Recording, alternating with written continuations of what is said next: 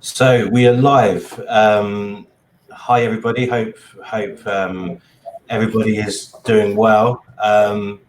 Before we jump into the introduction and also introducing our great panelists, we're just going to wait a few minutes. Typically, obviously, on webinars, a lot of people tend to sign in the first few minutes. So we will get going in a couple of minutes' time. In the meantime, just want to welcome a few people as well. Welcome to Julia, to Axel, Rome, to Claudia Sommer, Shane Garcia, to Mohammed as well. And yeah, we will, as I said, we'll be going live in a few, we'll be getting started in a few minutes' time. If you have any questions, please do feel free to write them in the chat at the bottom right-hand side. We will be encouraging that during this as well.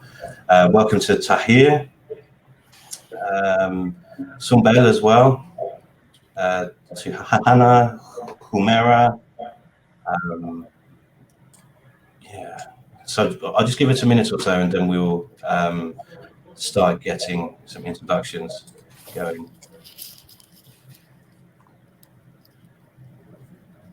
Hi, Humera. Thank you for joining us today.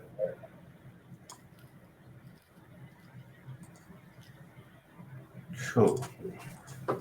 Okay, so I'll just jump into it, and obviously welcome to everybody, both to our panelists, our experts, as well as to you guys watching at home or in the office. This is our third webinar in our series on how forward-thinking companies are growing and hiring during this time. My name's John Lennon, and I'm the managing director of a company called Thryve.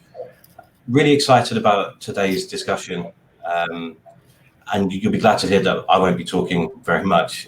We have three excellent minds here, three of the brightest minds in the German tech scene, who will be, discussing some very interesting points and also answering any questions that you have as well.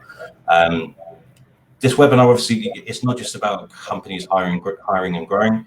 We all know it's been a difficult time for many companies, many individuals, and every company is facing different challenges that they've never seen before. So this is why I feel this webinar is very important and very interesting. Our panel of three experts, they'll be discussing not just kind of how they have navigated these last few months, but also letting us in on their tips, their advice on how not to just survive, but to thrive in the next few months. In terms of housekeeping, the webinar will last for just under 1 hour. We will finish at 1 on the dot because I'm sure you will have other things to do. It will be recorded, so if anybody wants a link to rewatch later or to share, please do get in touch with us. It will be available on our social media platform as well. And our wonderful audience, you guys, you're able to participate in a few different ways. So I would really like to encourage you to write some questions, to use the chat area throughout the webinar. We would then give these to our experts. We've also created a couple of polls, a couple of surveys with regards to hiring, onboarding, and we will reveal those answers at the end as well. That could be some interesting information there. But yeah, I think that's more than enough for me. I would love to introduce you to our three experts. We're really lucky. We have three gentlemen here who are really active in their fields, and some of you may already know them or recognize them as well. So first up, we have Ermin Zinic. He is the CTO and the co-founder of a Munich-based company, We Own. They're a peer-to-peer financial platform which makes financing simple for SMEs.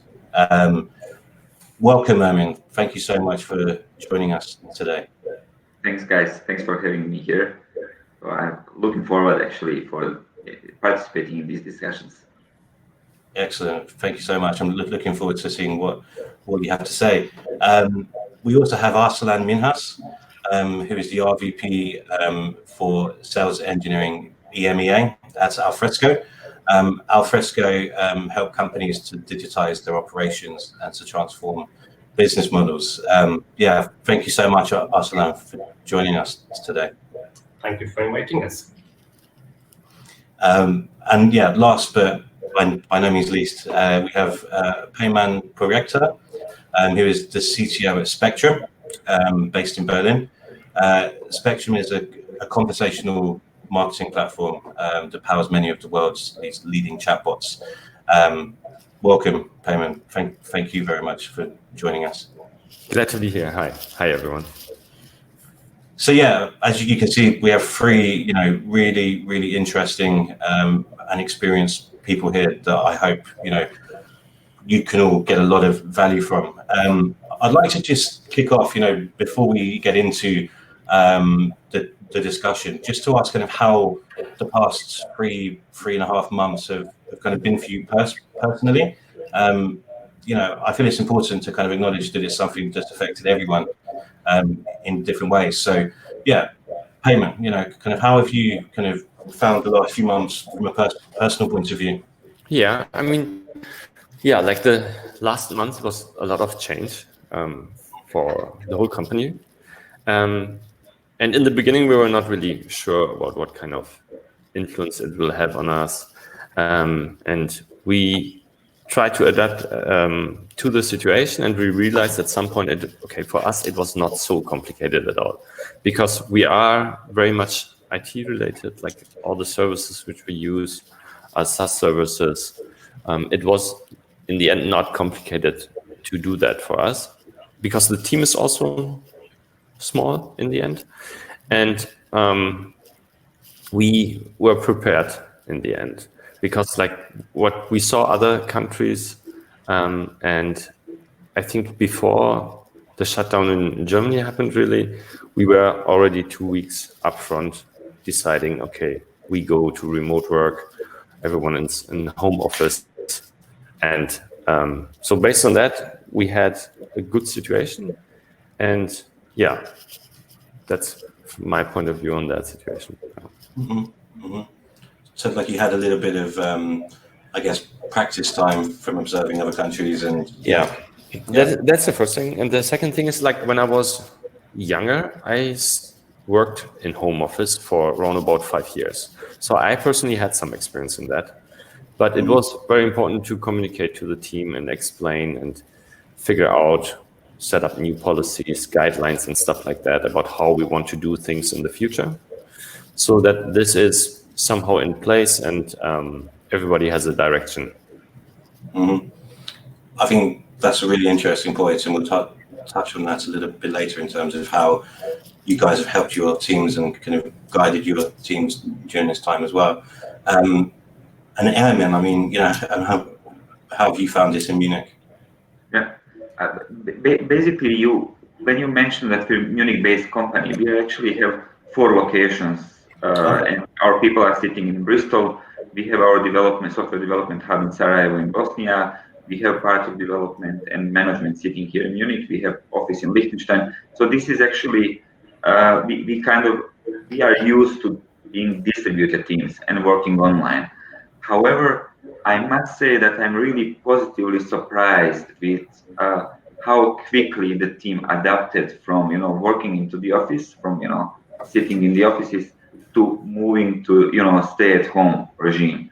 So what happened actually, especially for our development team in Sarajevo, I noticed that the guys are doing an excellent job. Of course, they have families, sometimes kids running around, but in general, their productivity and their responsiveness got better than when they were in the office, and that's actually really positive takeaway out of this Corona crisis. So if you're gonna, mention some positive criteria of that, for me, that productivity and the trust that I gain in people when they work from home, it's really something that I would like to take as a takeaway, and maybe even in future, encourage work from home and working online with people. So overall, very positive. Of course, I miss colleagues. I miss having coffees with them or chatting. But nowadays, you have the tooling and you have the medias to transfer the knowledge and to do the workshops and even innovation workshops that we will have next week. We're gonna do it online, everyone from its own home, and I'm sure it will be excellent. Yeah, and again, another point I'm sure we'll elaborate on. I think it's been amazing how lots of teams have adapted. It's been a real kind of eye opener, I think, in our discussions that we've had, and I think it's a very good point. Thanks for sharing that. And Arslan as well. How about from your point of view? So let me start with my personal experience in the last 3 months.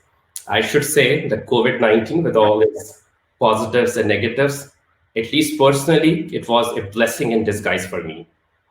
And the reason is that in the last 16 months, or not 16 months, I would say rather the last 16 years, I have not got an opportunity to stay that much in Munich or at home, which I had an opportunity in the last 2-3 months.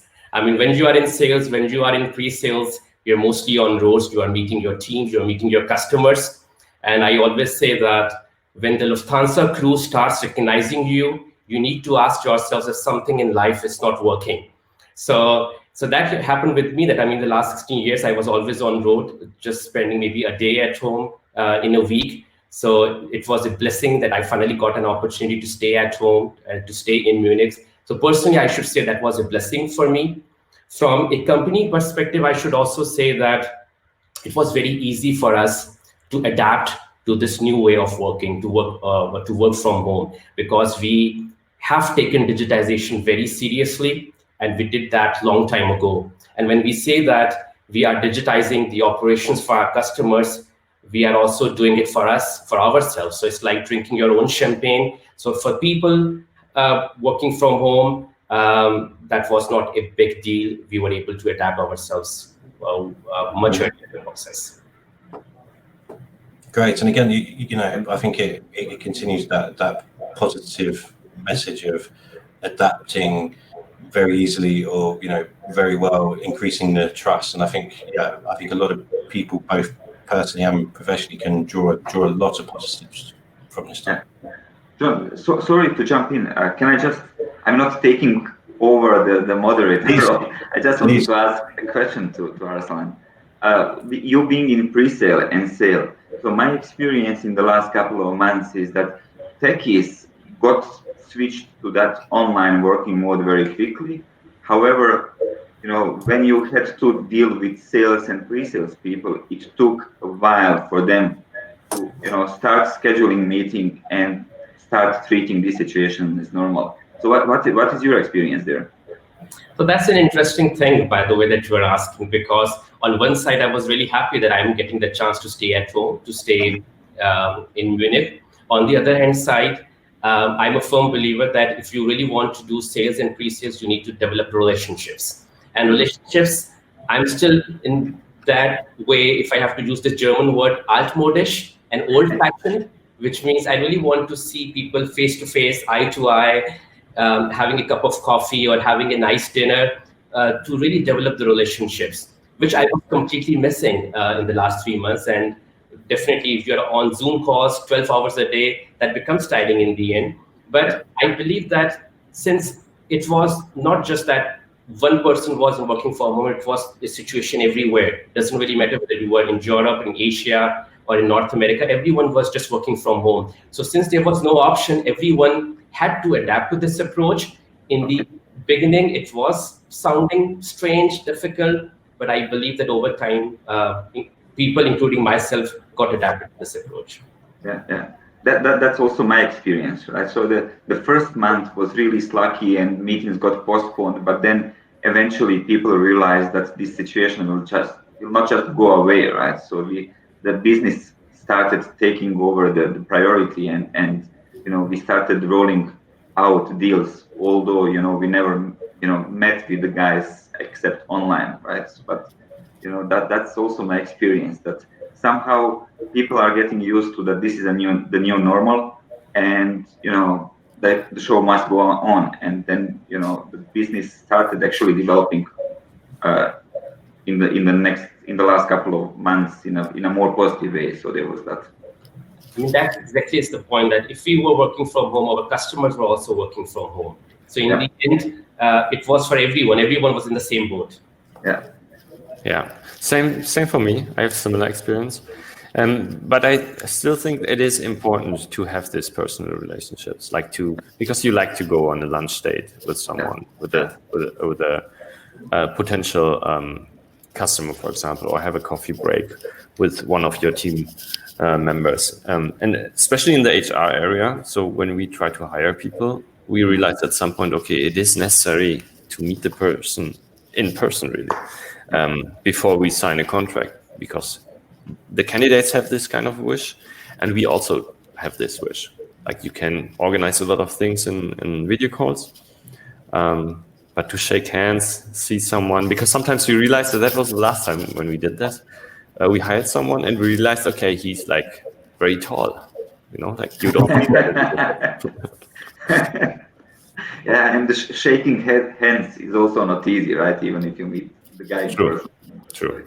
You have to fist bump or... Exactly. So how did you do that, right? So did you at the end have also on-site interviews, or did you hire completely online? We did more or less completely online, but the final stage, what we did is to have a walk in a park, for example. Okay.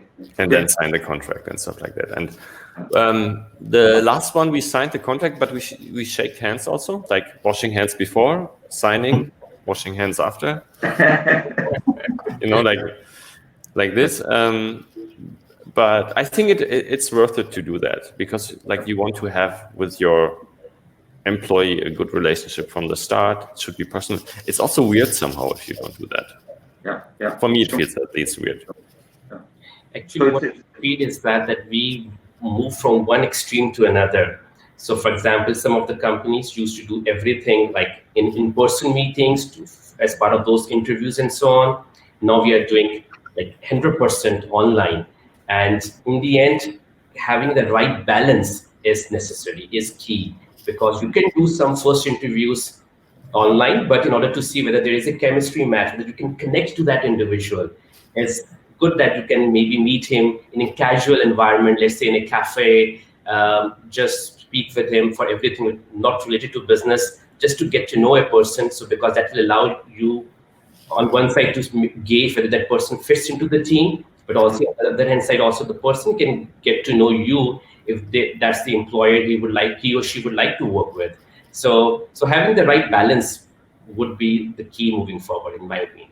Yeah, you're right. I mean, for us, even before Corona, we used to do almost everything online, except the last step, right? So the initial telephone interview, then after that, the test, then the technical interview and things like that. We were running everything online up to the last point. So the last point was also interesting for the interviewer. They would like to come to the office to meet the guys, right? To see where they will spend, hopefully the 8 hours per day, and work with us, and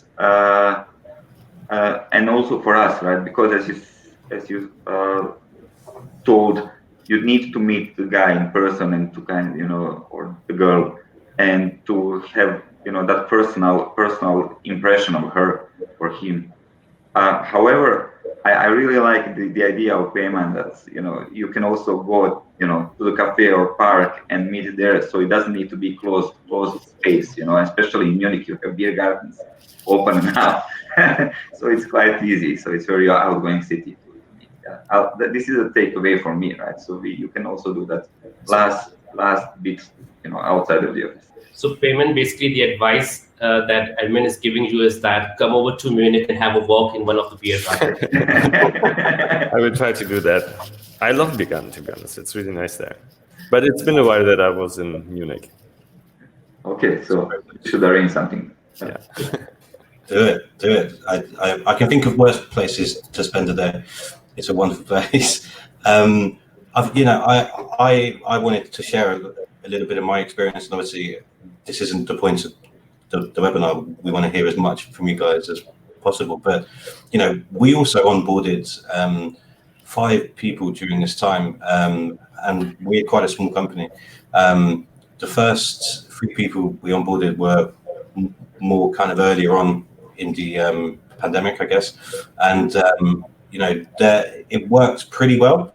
In some ways, the training can be done a little bit better because it's more focused, but in many ways as well, I missed that engagement, that interaction, and I feel for the new guys as well, like it's important for them as well to meet the team. And I agree, that one of my key takeaways from today would be perhaps to go for a walk in the park. I think it's such a simple idea, but it's something it's adapting, isn't it, to the situation. As you said, Arslan, it's trying not to go from one extreme to the other, having a balance. True. And that's you just mentioned the keyword onboarding, and this is also the experience. So onboarding is harder, right? Because it's different when you're a new person and you come to the office and you have your colleagues to help you, to show you. Your ramp up time is shorter and you're quicker up to speed. And I noticed that also with our junior staff, although they're longer in the company, they miss more senior colleagues to help them or to guide them into the process. Of course, we use there is a chat functionality, there is online calls, there is all the tooling, but that personal contact is actually the Corona made it harder for onboarding and for junior staff to keep up to speed. The seniors, I saw actually only positive sides from that side. They're actually producing more and better quality, and I think they're more grateful that they can concentrate and stay at home without helping anyone. But for junior staff, I think it was really hard because you kind of you rely on someone explaining you how to do the next step, via Slack or any kind of chat, or onboarding is really tough.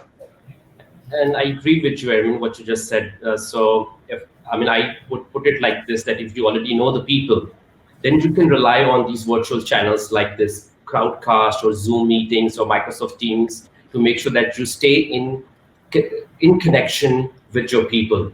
But let's say if I am new into an organization, I need to get to know the people.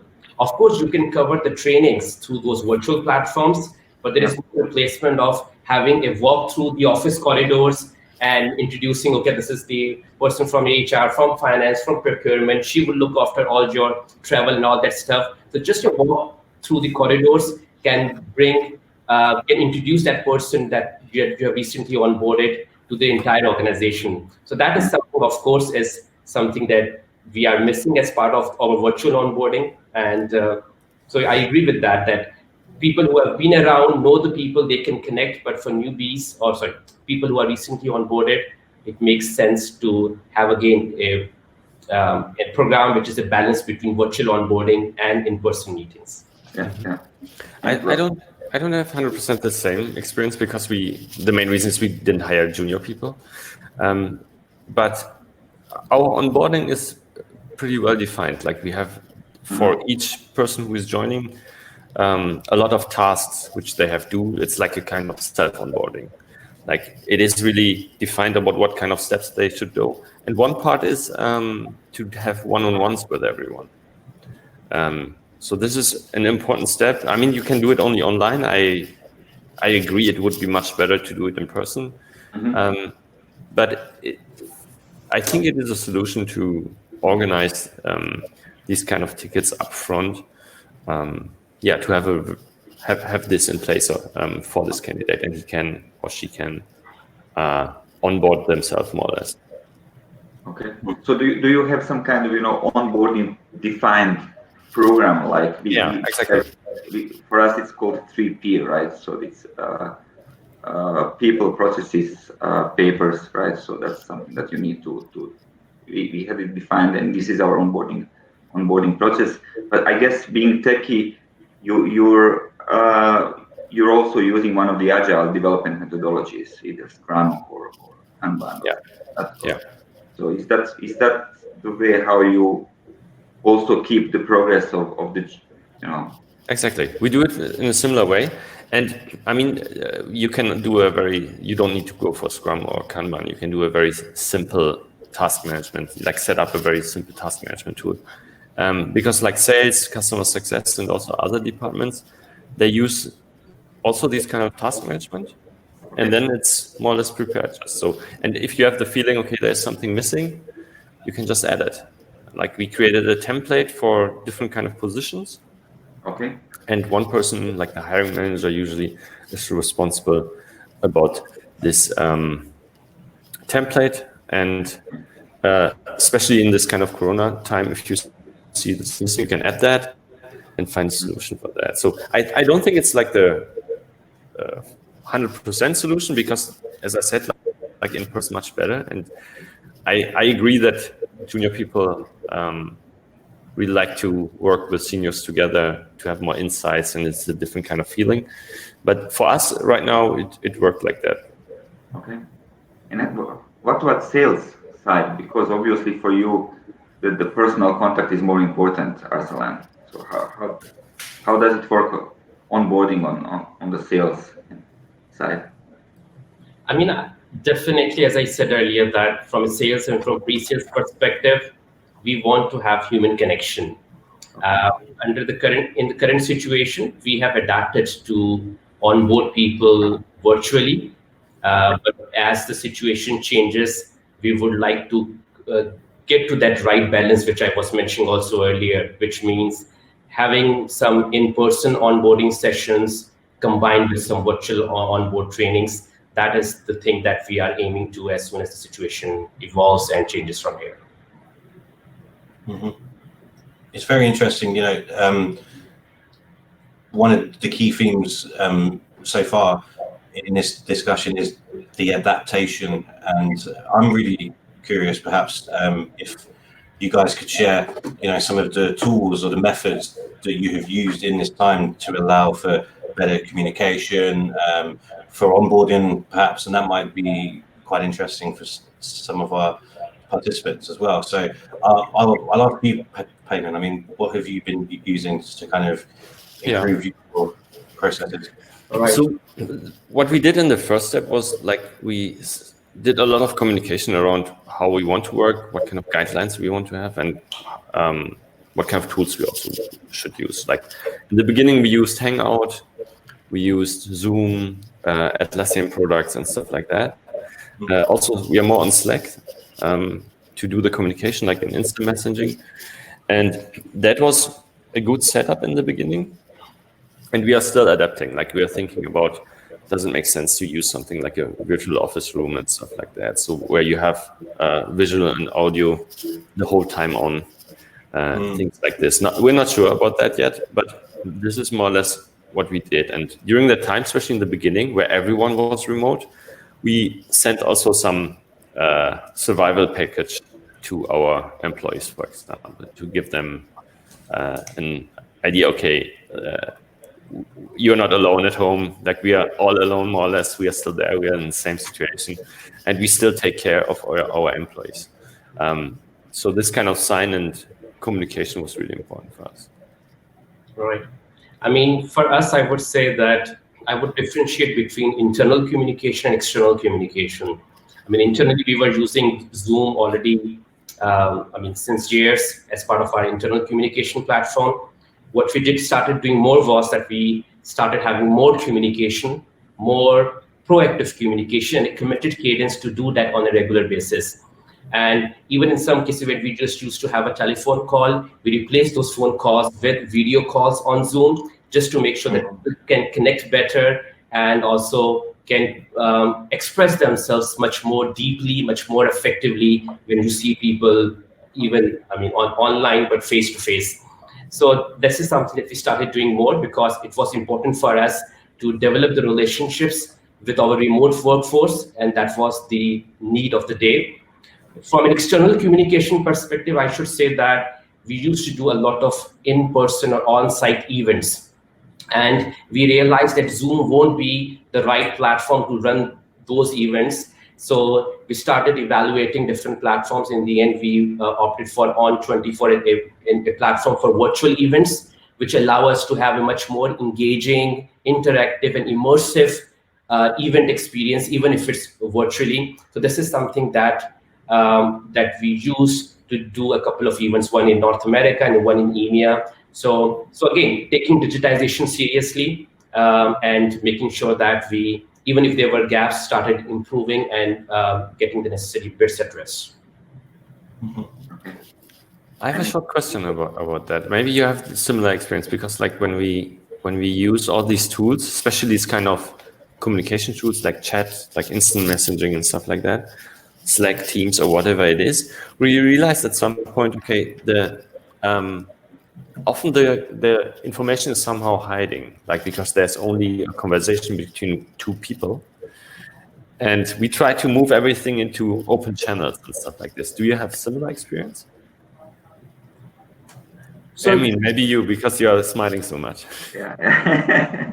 So, I mean, when we founded Beyond 3 years ago, we actually immediately, we were from the beginning distributed, right? So just, you know, this Corona time was not a lot of, you know, what changed for us. It was quite natural because tools, infrastructure, software as a service, everything was there, right? It was more a mindset that you don't need to come to the office. We were using, I don't know, Slack, Microsoft Teams. Since we're using, you know, Scrum as a development methodology, we had online Kanban boards and things like that. So that was all, you know, all in place. However, when we are actually so what was missing is that personal contact. What we actually discovered, so why I was smiling, is we also have these development channels where we discussed the you know, next deployment issues that we have and things like that. You have one-to-one personal chats, but we started also, from the very beginning we were using these open channels, you know, within the company.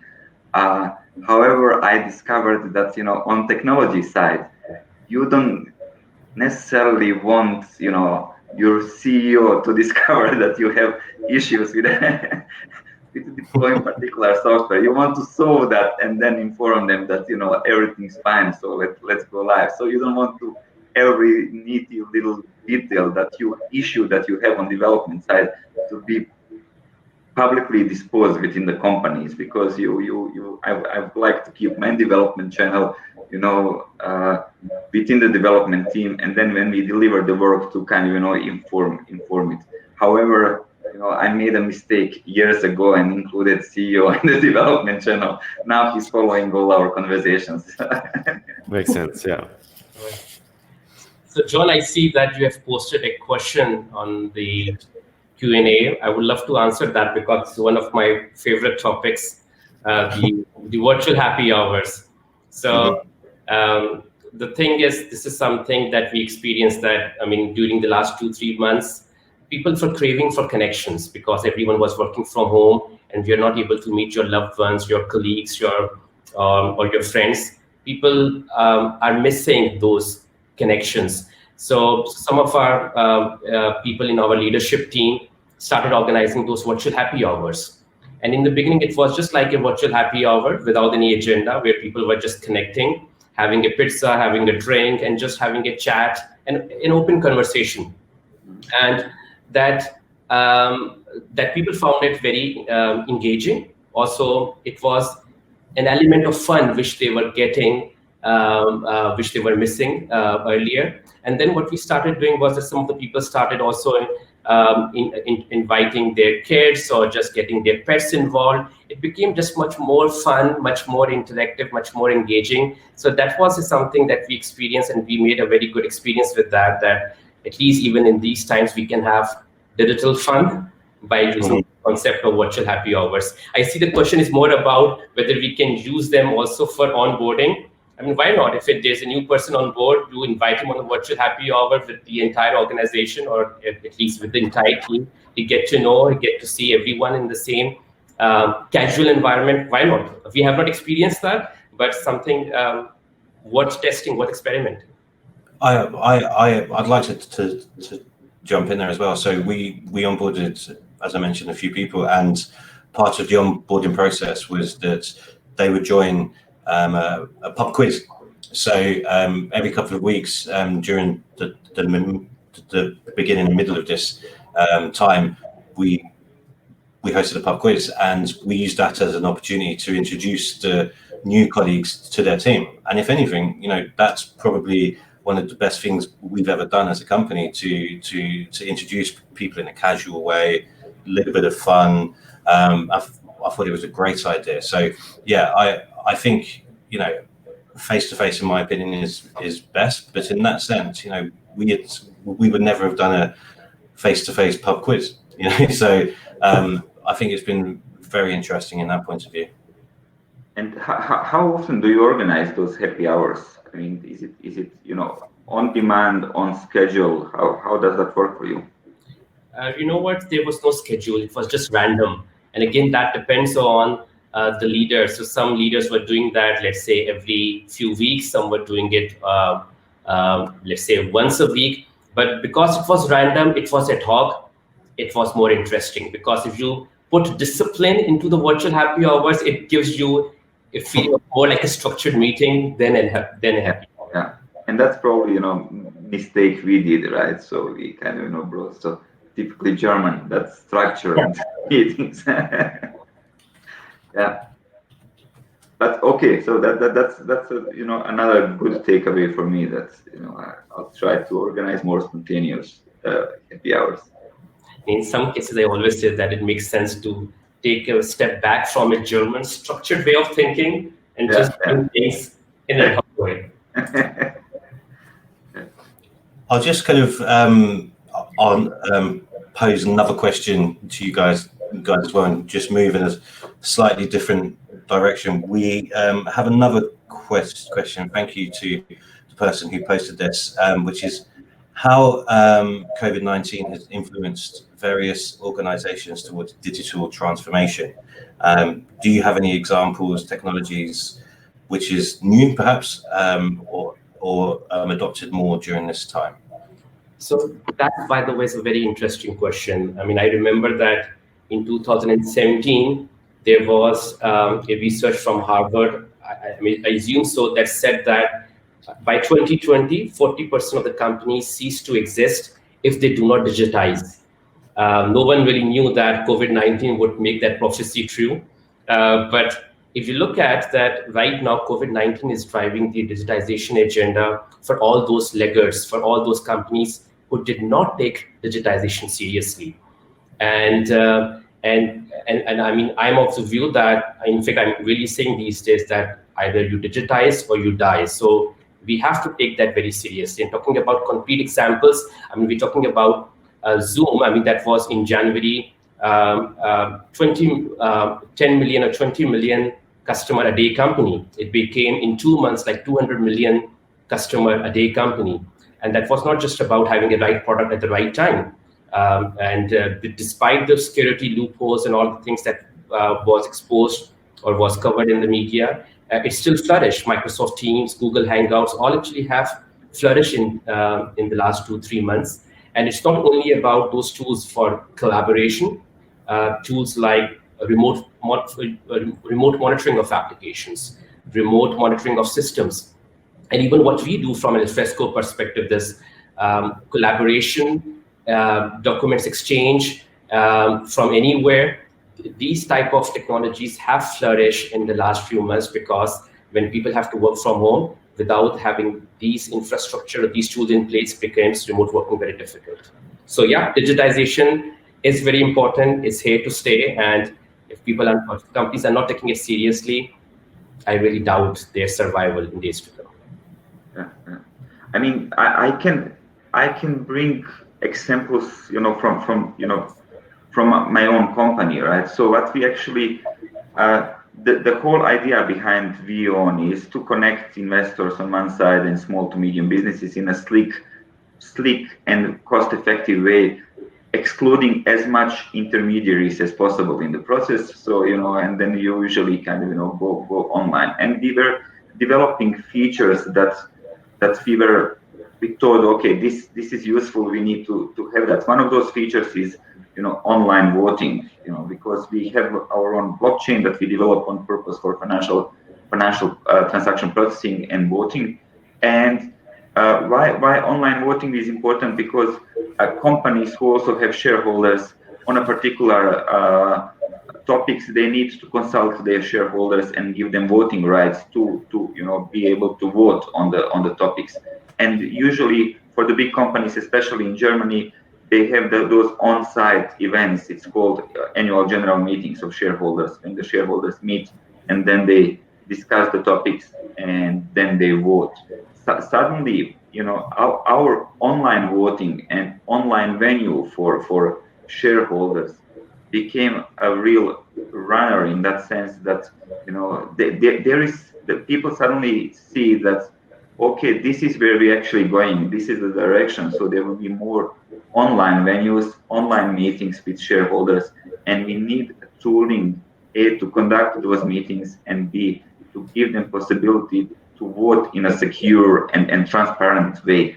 And so for us, it also made us think of innovating new features in that direction, because even when COVID disappears as a virus and we don't have these issues anymore, I think this culture of doing things more cost effective and online will stay, which then brings topics for all of us, how to innovate in that direction and how to create new tools and new services for our clients, that they can conduct business without getting on the plane and flying with Lufthansa somewhere.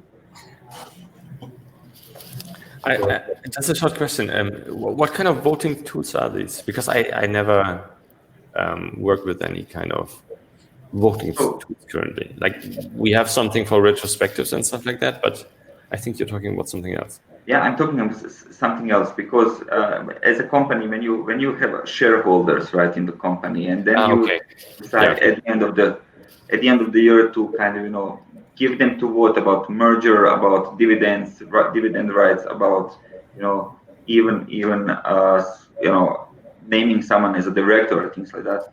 It's something that me as a shareholder of a company, I have the right to say yes or no or abstain for particular. Yeah. And especially in Germany and continental Europe, those are always on-site meetings. We come, we meet.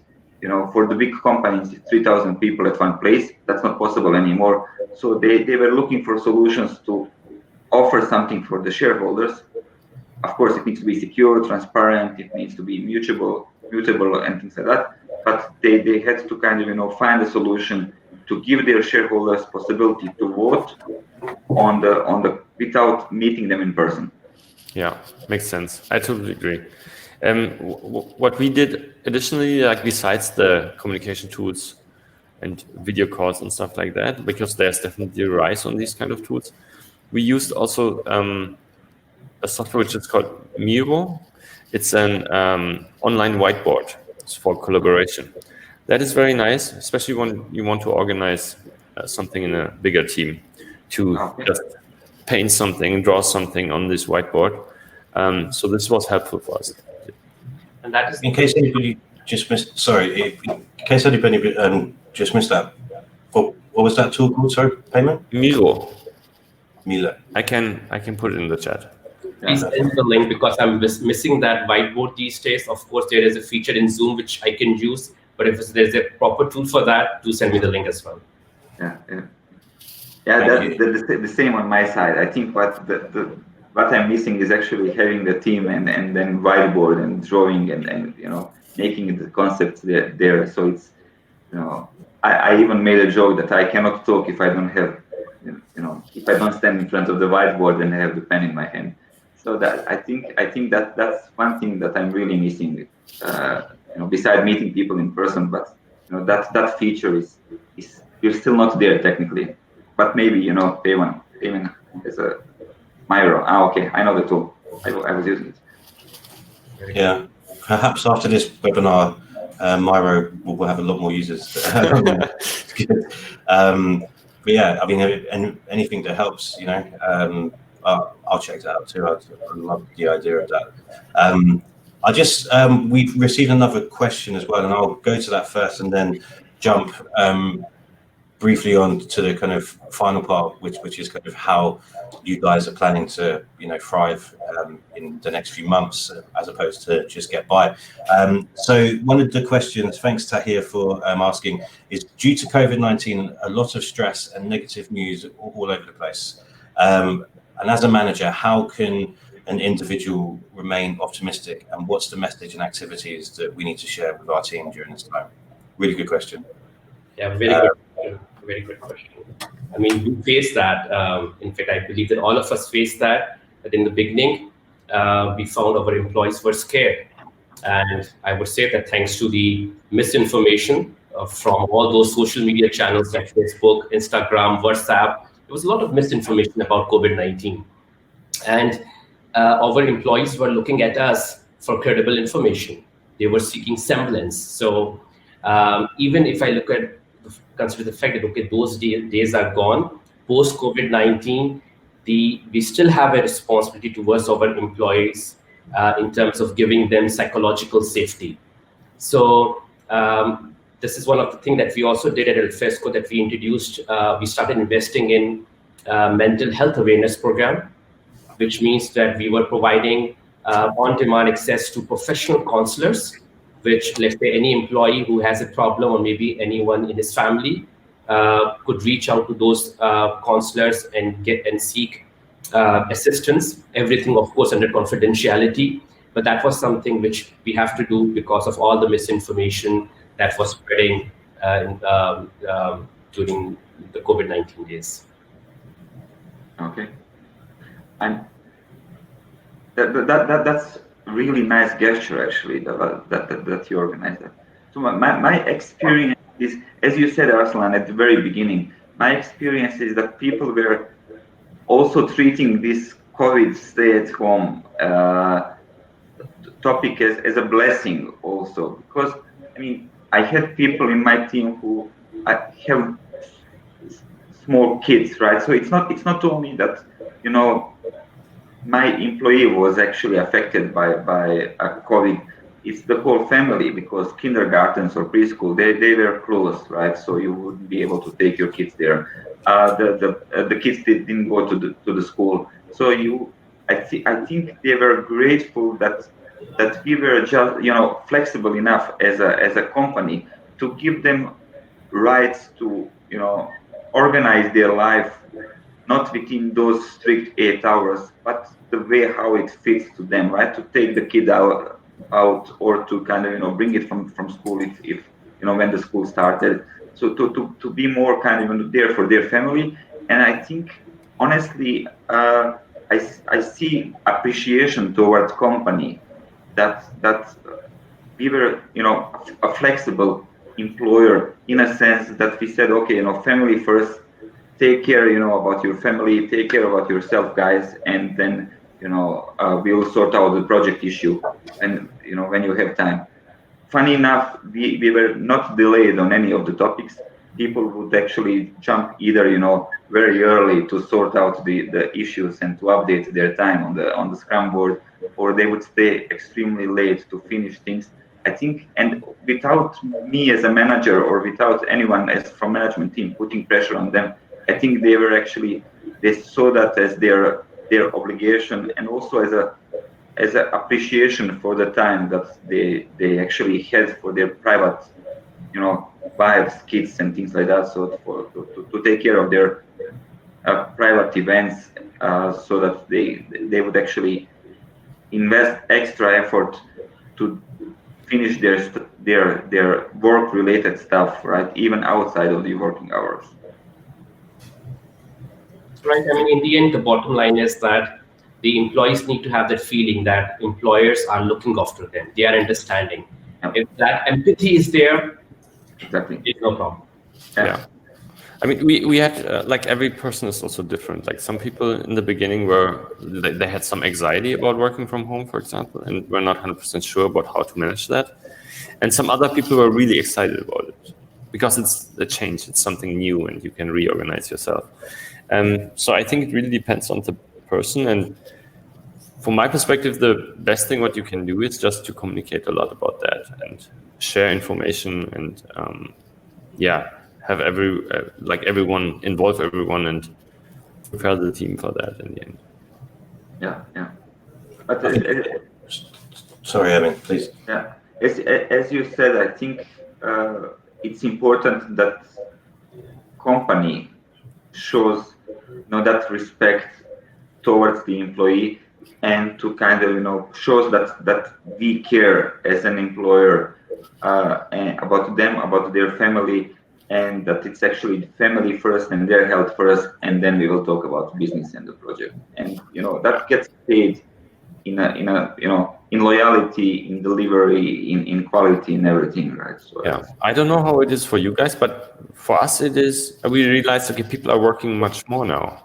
Yeah. Like sometimes you have to control them. Okay, it's vacation. Maybe you should not work now. Exactly. Or come on, it's late. Let's close the shop now. Right?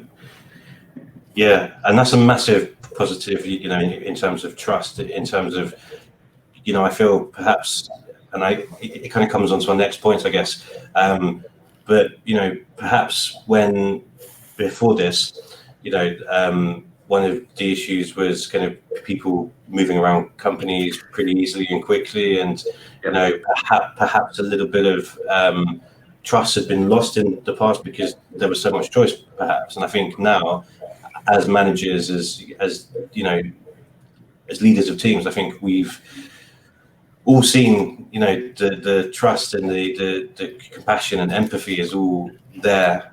And I think, if anything, it's made those bonds a lot more strong, I think. Yeah. I think it's really good point. I completely agree with that. So I'm just aware of the time. It's gone extremely quick. And we have about 7 or 8 minutes left. So kind of it's quite a good place, I suppose, to round up. But the main, for us, the main question of this webinar, I guess, is how can German tech teams, how can companies in Germany, thrive in these next few months? Because it isn't all doom and gloom. There are lots of benefits and positives, as we found during this discussion. But payment, what are you guys going to be doing to make sure that you thrive in the next few months and years? Yeah. So for us, we adapted to the new situation, and we see that this is still important also for the future, to be flexible, to be dynamic. And the situation which we have right now is a bit more like we compare it always to some toothpaste. Okay, once it is out of the tube, it's super impossible to bring it back in. So the remote situation is like that. So people are very happy about, some people are very happy about working remote, and it's tricky to bring that back. So what we did is we did some surveys now inside of the team to figure out what do the people really want. And we are going more into the direction of remote first. And I guess it will be some kind of hybrid version. So that is our direction right now. And we have the feeling it's a good solution because people like that. It's modern, and for the future, it's preparing us for the future. Especially, we have an office in New York right now, but at some point when we grow, there will be also other offices and other people from other countries. And we need to have this flexibility on different levels. So this is our plan right now. For similar, also funny that you mentioned that. The similar on my side, I'm thinking, okay, why do we need offices at all? So it's. I know that we need them, and we are actually, as I said, next Monday we will have on-site venue in one of our offices to kind of get people used to the fact that there is an office again, and you can come if you want. But I'm really thinking of putting this home office very flexible, the regulation that if you want to stay at home and work from home, feel free, right? So because this COVID issue established more trust, from my side as a manager into the employees, although I never doubted, but also from them into infrastructure that they can actually do work from home without directly talking to the colleagues. One other thing is actually when it comes to that post-COVID and COVID, what I've learned it's actually that it's really important to keep the good people, because company is not about idea, it's not about what you do, it's actually how good your team is and how committed people are to deliver the product or to deliver whatever the features that you need. So if you find your good team, we were doing our best to keep the people also during the COVID time, and getting and onboarding senior. So it's not about senior, it's onboarding good and committed people. Actually, it will stay my priority also after this COVID issues. So the two takeaways is actually how important people are. I knew that before, but this actually just highlights that topic. And the second thing is, office optional, and home office even preferred. Right. So, I mean, I will just second what Ermin and Payman said. They're absolutely right. I mean, remote working is here to stay. We can't deny that. In fact, you look at the last month, some of the companies decided to even sell off their real estate. They are closing some of their offices. So that is already happening. And what Ermin also said that, I was just recalling the statement of Richard Branson, who once said that in 30 years from now, people are going to look back and wonder why offices ever existed. So that may sound like an exaggeration, but the last few months have shown that that is very possible. So I'm not saying that everything or 100% of the work will be done remotely, but I'm expecting now more work taking place remotely than in person. So there will be a balance. So that is here to stay. And so from that perspective, what we are doing is, as a company, that we are even further enhancing our digitization steps. So for example, we are seeing increased demand in our platform as a service in cloud offerings. So we are focusing more on that one. Of course, we are also seeing increased requests coming from the universities who have to offer everything for e-learning, for digital learning methods and so on. So that is also an increased focus from a sales perspective for us. But on the other hand side, I also totally agree with what Ermin said, that in the end, one thing is digitization, as we have to digitize our work, but the other thing is we have to humanize our approach further moving forward. And that's all about looking after the people, looking after them, making sure that if we were not having the right cadence of communication with them, let's use this opportunity to make it happen, because in the end, companies survive or companies flourish only because of people. There is one more thing, right? Actually, I always have 3 points, right? So I mentioned only two. Okay. I interrupted you then. The third point, maybe the message to the audience, right, listening us.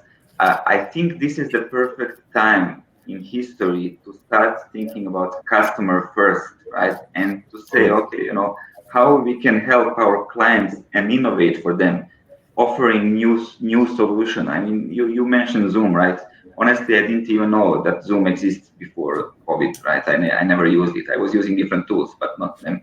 Suddenly they become, the big thing. But I think in our day-to-day work, we can now use technology or optimize processes to adapt to this situation, this new normal, and this new normal is here to stay. So even if as a toothpaste, right, we will not bring it back. So the question is how we can actually create products, create features, optimize our processes in the company to bring benefits for our clients in a really new and innovative way, right? And that's something that we all here should actually go back to our companies and start thinking about features that we have and how we can adapt them to the new normal.